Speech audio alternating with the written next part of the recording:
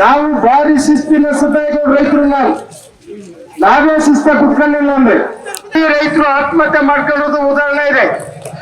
ಇವರು ಸಾಲಕ್ಕೋಸ್ಕರ ಅಂತ ರೈತರನ್ನ ಇವತ್ತು ಪ್ರಾಣ ತೆಗೆದಿರುವಂತ ಇವತ್ತು ಬ್ಯಾಂಕ್ ಅಂದ್ರೆ ಈ ಗ್ರಾಮೀಣ ಬ್ಯಾಂಕ್. ಅರ್ಥ ಮಾಡ್ಕೋಬೇಕು ನೀವೆಲ್ಲ. ಇಡೀ ಜಿಲ್ಲೆ ರಾಜ್ಯದಿಂದ ಮೂಲ ಮೂಲೆಯಿಂದ ಜನತರ ತಾಕತ್ತು ಈ ಚಳವಳಿದಾರರಿಗೆ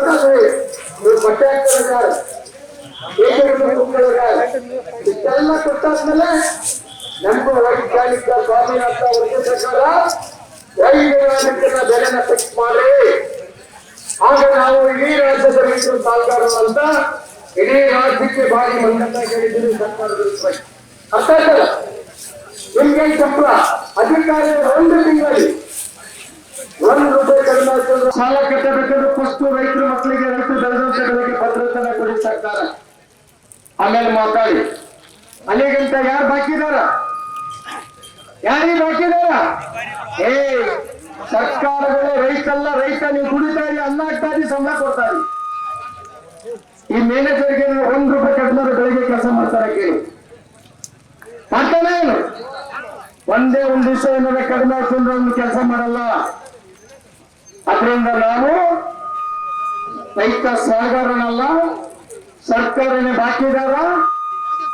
ನಮ್ಮ ಸಾಲನ ಇಲ್ಲಿ ಕೊಟ್ಟ ಸಂಬಳಕ್ಕೆ ಪೂರ್ತಿ ಸಂಪೂರ್ಣವಾಗಿ ಮನ್ನಾ ಮಾಡಿಸ್ಕೊಂಡು ಋಣ ಮೊತ್ತನ ಚೀಟಿನ ಕೊಟ್ಟು ಇವ್ರಿಗೆ ಹೊಸ ಸಾಲ ಕೊಡಿ ಮುಂಡ ಮಕ್ಕಳ ಅಂತ ಕೇಳಕ್ ಬಂದಿರೋದು.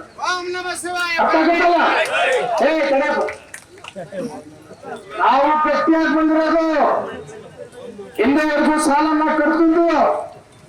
ಈಗ ರಾಜ್ಯದಲ್ಲಿ ಬರಗಾಲ ತಾಂಡವಾಡ್ತಾ ಇರೋದ್ರಿಂದ, ಈ ಬರಗಾಲ ಅತ್ಯಂತಾಗಿ ಕಾಣ್ತಾ ಇರೋದ್ರಿಂದ ಸಾಲನ ಮನ್ನಾ ಮಾಡಿದ್ದ. ಈಗ ಹೇಳ್ತೇನೆ, ಮೊನ್ನೆ ಒಬ್ಬ ನಾವು ಯಾವಾಗ ಸಭೆಯಲ್ಲಿ ಯಾವಾಗ ಜಾಸ್ತಿ ಆಗ್ತೀವಿ ರಾಜ್ಯದಲ್ಲಿ ಹೇಳ್ತೇನೆ ಒಬ್ಬ ಹೇಳಿಕೆ ಅಧ್ಯಕ್ಷ ಯಾರು, ನಾವು ರೈತರ ಮನೆಗೆ ಹೋಗ್ತಾ ಇಲ್ಲ, ಸಾಲನ ಕೇಳ್ತಾ ಇಲ್ಲ, ನೋಟಿಸ್ ಕೊಡ್ತಾ ಇಲ್ಲ, ಜಪ್ತಿ ಮಾಡ್ತಾ ಇಲ್ಲ ಅಂತ ಕೇಳ್ತಾ ಇದೆಯಲ್ಲ. ಅಪ್ಪ ನಮ್ಮ ಪತ್ರಕರ್ತರು ಎಲ್ಲರಿಗೂ ಹೇಳಲ್ಲ, ಎಲ್ಲ ರೈತರ ಮಕ್ಕಳೇ ಒಂದು ಪತ್ರಿಕೆ ಪ್ರಜಾವಾಣಿಗೆ ಬಂದಿದೆ. ಯಾವ್ದೋ ಚಲನೆ ದಾರಿ ತಪ್ಪಿಸ್ತಾವ್ರೆ, ಬೇಕೇ ಬೇಕು ಬೇಡ ಅಂತ ಮಾತಾಡಕ್ ಬಂದರೆ ಅಂತ ಹೇಳಿದಾಗ ಈಗ ಕೇಳಕ್ ಬರ್ಲೇಬೇಕಲ್ವ, ನಾವು ಯಾರು ದಾರಿ ತಪ್ಪಿಸ್ತಾ ಇದೀವಿ? ಇವನು ಹೇಳಿದಂತಾನೆ ನಾವು ನೋಟಿಸ್ ಕೊಟ್ಟಿಲ್ಲ, ಸಾಲ ಕೇಳಿಲ್ಲ, ಜಪ್ತಿ ಮಾಡಿಲ್ಲ. ಅಂದ್ಮೇಲೆ ನೋಟಿಸ್ ಸಮೇತ ತಂದಿದೀವಿ, ಜಪ್ತಿ ಮಾಡೋ ಸಮೇತ ಬಂದಿದೀವಿ, ಬಾರಪ್ಪ ಕೇಳು, ನಮ್ಗೇನು ತೊಂದರೆ ಇಲ್ಲ. ಸರ್ಕಾರದಿಂದ ಪೊಲೀಸ್ಗೆ ಉತ್ತರ ಕೊಡ್ತೀವಿ. ಅವ್ರು ಹೇಳಿದ ಮಾತನ್ನ ತಾವು ಪೊಲೀಸು ಸರ್ಕಾರವನ್ನು ನಡ್ಕೋಬೇಕು. ಹೊಡೆದಾಟನೂ ಬೇಡ, ನಿಮ್ ಜೊತೆ ಜಗಳನೂ ಬೇಡ.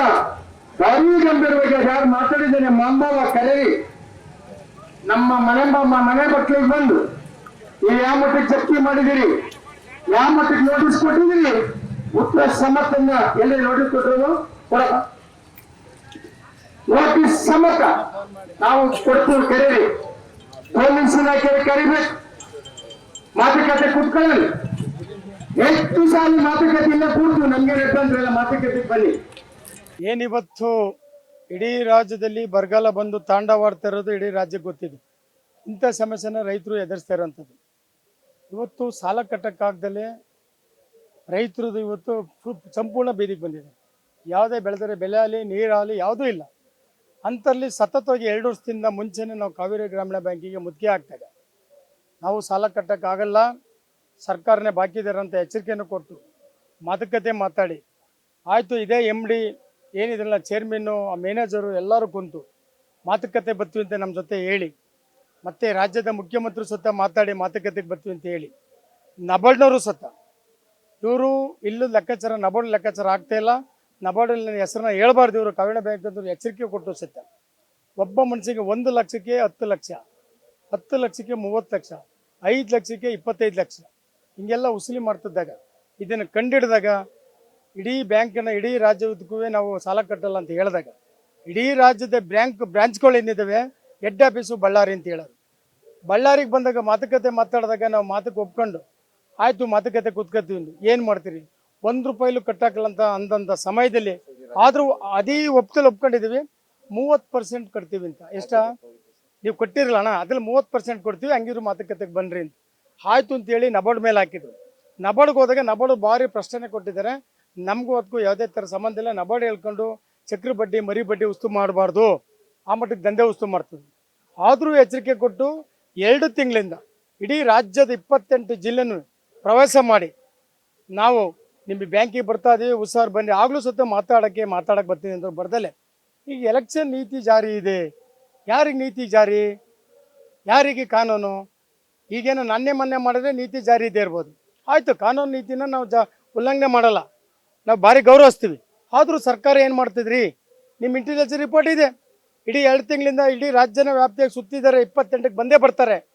ಬಳ್ಳಾರಿ ಬ್ಯಾಂಕಿಗೆ ಮುತ್ತಿಗೆ ಹಾಕ್ತಾರೆ ಅಂತ ಗೊತ್ತಿದ್ರು ಸತ್ತ ನಮ್ಮನ್ನ ತಡಿತೀರಿ ಅಂದ್ರಿ, ಪೊಲೀಸ್ ಮುಂದೆ ಬಿಡ್ಕತ್ತೀರಿ ಅಂದ್ರಿ, ಏನ್ ಮುಂದೆ ಬಿಡ್ಕತ್ತೀರಿ ಅಂದ್ರಿ, ಬರೋ ಎತ್ತಿನ ಗಾಡಿನ ತಡಿತೀರಿ ಅಂದ್ರಿ, ಬ್ಯಾರಿಕೇಡ್ ಹಾಕ್ತೀರಿ ಅಂದ್ರಿ, ಸಾಮ್ಯನ ಕಿತ್ತಾಕ್ತೀರಿ ಅಂದ್ರಿ. ಇವತ್ತು ನಾಚಿಕೆ ಬೇಕಲ್ಲ ನಿಮಗೆ? ನಾಚಿಕೆ ಬೇಕ್ತಾನೆ? ಅದಕ್ಕೆ ಇವತ್ತು ಈಗ ಬ್ಯಾಂಕ್ ಅಧ್ಯಕ್ಷ ನೆನ್ನೆ ಒಂದು ಸ್ಟೇಟ್ಮೆಂಟ್ ಕೊಟ್ಟಿದ್ದ, ಎಲ್ಲ ಪೇಪರಲ್ಲಿ ಬಂತು. ಯಾವುದೋ ಸುಮ್ಮನೆ ಸುಳ್ಳು ಹೇಳ್ತಾವ್ರಿ ರೈತರು ಅಂತ ಹೇಳ್ಬಿಟ್ಟು ಸುಳ್ಳು ಹೇಳ್ತಾನೆ ಅಂದರೆ, ಇವಾಗ ರಾಜರಷ್ಟೇ ಬಂದಿದ್ದೀವಿ ನಿನ್ನ ಬ್ಯಾಂಕಿಗೆ, ಬಾರಪ್ಪ ನೀನೇನು ಹೇಳಿದೀವಿ, ಎಲ್ಲೂ ಸಾಲ ವಸೂಲು ಮಾಡಿಲ್ಲ, ಎಲ್ಲೂ ನೋಟಿಸ್ ಕೊಟ್ಟಿಲ್ಲ, ಜಪ್ತಿ ಮಾಡಿದ್ದೀನಿ ಅಂತ ಹೇಳಿದೆಯಲ್ಲ, ಅದೇ ಜಪ್ತಿ ಮಾಡ್ರವು, ಅದೇ ನೋಟಿಸ್ ಕೊಟ್ರವು, ಅದೇ ನೀನೆಲ್ಲ ಏನೇನು ಕಳಿಸಿದ್ಯಾ ಸಾಕ್ಷಿ ಸಮ್ಮತನೆ ಬಂದಿದ್ದು ತಾನೇ ನಾವಿಲ್ಲಿಗೆ. ಮತ್ತು ಪೊಲೀಸರು ಯಾಕ್ರಿ ಅಡ್ಡ ಹಾಕ್ತೀರಿ ನಮ್ಮನ್ನ? ನೀವು ಪೊಲೀಸರಿಗೆ ಹೇಳ್ಬೇಕು, ನೀವೇ ಮಾತಾಡಿದಿರಿ, ರೈತರು ಬಂದಿದ್ದಾರೆ, ಅವ್ರು ಲೆಕ್ಕಾಚಾರ ಚುಪ್ತ ಮಾಡ್ರಿ ಅಂತ ಕರಿಬೇಕು ನೀವು. ಅದಕ್ಕೆ ಈಗ ಅವ್ರಿಗೆ ಗಡುವು ಕೊಟ್ಟಿದ್ದೀವಿ, ಇನ್ನು ಅರ್ಧ 1 ಗಂಟೆ ಗಡುವು ಕೊಡ್ತೀವಿ, ತೀರ್ಮಾನ ತಗೋತೀವಿ.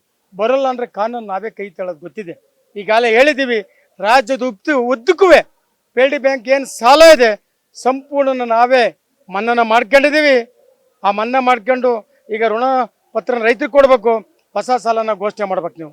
ಇಲ್ಲ ಅಂದ್ರೆ ಇಡೀ ರಾಜ್ಯದಲ್ಲಿ ಎಲ್ಲಿ ನೀವು ಹೋಗ್ತೀರಿ ಅಲ್ಲೇ ಕರೆ ಕೊಡ್ತಾ ಇದ್ದೀವಿ, ಅಂತರನ್ನ ಕಟ್ಟಾಕ್ಬಿಟ್ಟು ಅವ್ರನ್ನ ವಾಪಸ್ ಕಳಿಸ್ರಿ, ಕೂಡ ಹಾಕ್ರಿ ಅಂತ ಹೇಳಿದ್ದೀವಿ. ಈಗ ಸಾಲನ ಸಂಪೂರ್ಣ ಮನ್ನಾ ಮಾಡ್ಕೊಂಡು ರಾಜ್ಯಾಧ್ಯಕ್ಷರು ಅಲ್ಲಾಪುರ ಮಂಜೇಗೌಡರು, ರಾಜ್ಯ ಉಪಾಧ್ಯಕ್ಷರು ಡಾಕ್ಟರ್ ಮಂಜುನಾಥ್ ಅವರು, ಹೋಬಳಿ ಅಧ್ಯಕ್ಷರು ಕೃಷ್ಣೇಗೌಡರವರು, ಹಾಸನ ಜಿಲ್ಲೆ ಮುಖಂಡರು ಗುರುವೇಗೌಡರು, ಮತ್ತು ನಮ್ಮ ದಯಾನಂದು, ಎಲ್ಲ ಜಿಲ್ಲೆಯ ಅಧ್ಯಕ್ಷರುಗಳು, ತಾಲೂಕು ಅಧ್ಯಕ್ಷರು ಎಲ್ಲರೂ ಇವತ್ತು ಸೀಮಿತವಾಗಿ ಕಾನೂನಿಗೆ ಗೌರವ ಕೊಟ್ಕೊಂಡು ಸೀಮಿತವಾಗಿ ಇವತ್ತು ಕಾವೇರಿ ಬ್ಯಾಂಕಿನ ಮುತ್ತಿಗೆ ಹಾಕಿದ್ದೀವಿ.